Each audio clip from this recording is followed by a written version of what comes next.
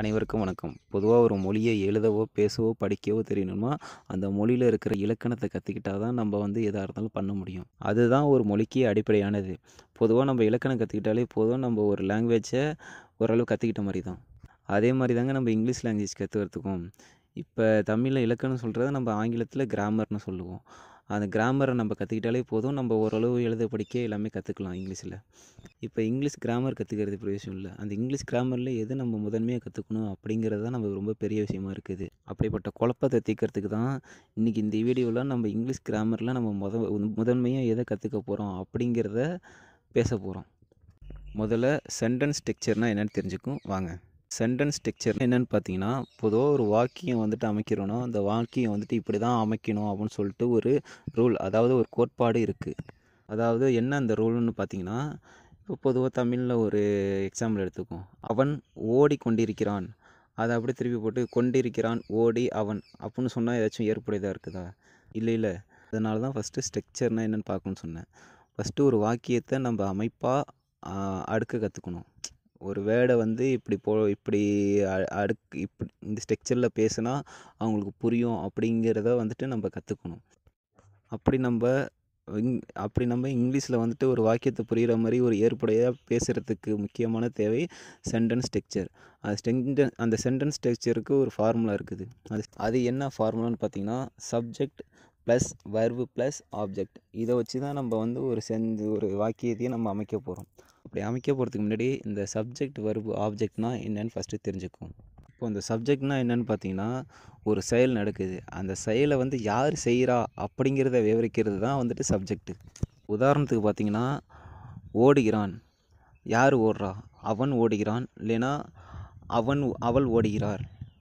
யாராச்சும் ஒருத்தவங்க ஓடுறாங்கல்ல. இப்போ எக்ஸாம்பிளுக்கு இப்போ என் ஃப்ரெண்டு ஒருத்தன் ஓடுறான்னா, என் ஃப்ரெண்டு மனோகரன் அப்படின்னா, மனோகரன் ஓடுகிறான். அது செயலை செய்கிறவங்க யாரோ அவங்க தான் சப்ஜெக்ட். இப்போ வர்புனா என்னன்னு பார்த்தீங்கன்னா, ஒரு சப்ஜெக்ட் செய்யக்கூடிய செயல் தான் வர்பு. அதாவது நான் முன்னாடி சொன்னேன் இல்லையா, ஒரு செயலை செய்கிறவன் தான் சப்ஜெக்ட்டுன்னு. இதில் பார்த்தீங்கன்னா, அந்த சப்ஜெக்ட் யாராக வேணாலும் இருக்கலாம். அந்த செயல் என்ன செயல் வேணாலும் செய்யலாம். இப்போ ஆப்ஜெக்ட்னா என்னென்னு பார்த்தீங்கன்னா, எங்கே, என்ன, எப்போது, இதேமாரி WH வேர்ட்ஸ்க்கெலாம் நம்ம பதில் சொல்கிற மாதிரி இருந்துச்சுன்னா அதுதான் ஆப்ஜெக்ட்.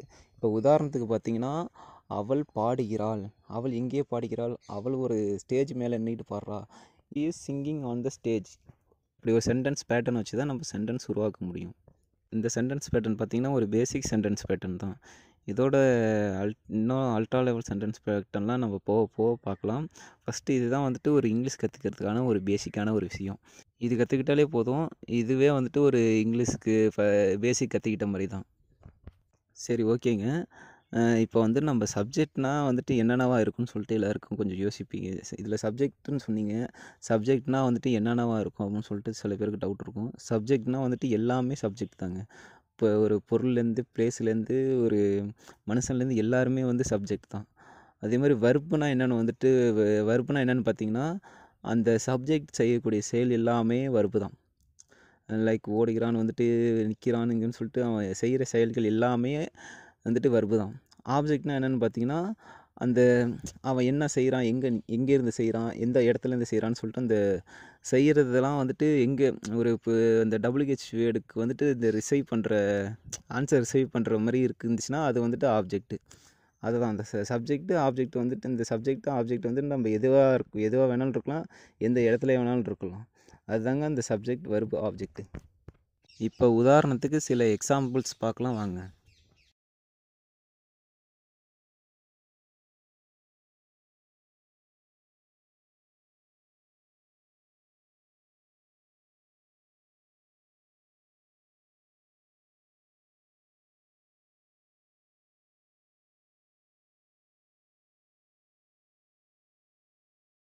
இப்போ எக்ஸாம்பிள்ஸ்லாம் பார்த்தாச்சுங்களா? இப்போ நீங்கள் கற்றுக்கிட்டத வச்சு நாங்கள் கொடுக்குற கொஷினுக்கெலாம் நீங்கள் கமெண்ட்ஸில் பதில் சொல்லணும். அப்படி அப்படி பதில் சொல்கிறத பொறுத்து தான் நீங்கள் எந்த அளவுக்கு கற்றுக்கிட்டீங்க, எந்த அளவுக்கு உங்களுக்கு புரியுது நான் சொல்கிறது அப்படிங்கிறது எனக்கு தெரிய வரும். அப்படி தெரிய வரது மூலமாக உங்களுக்கு எந்த அளவுக்கு இன்னும் எளிமையாக சொல்ல முடியும், இன்னும் எந்த அளவுக்கு நான் உங்களுக்கு புரிகிற மாதிரி ரொம்ப டீப்பாக இறங்கி சொல்ல முடியும் அப்படிங்கிறத நான் தெரிஞ்சுக்கிறதுக்கு இது ஒரு டெஸ்ட்டாக கூட வச்சுக்கோங்க.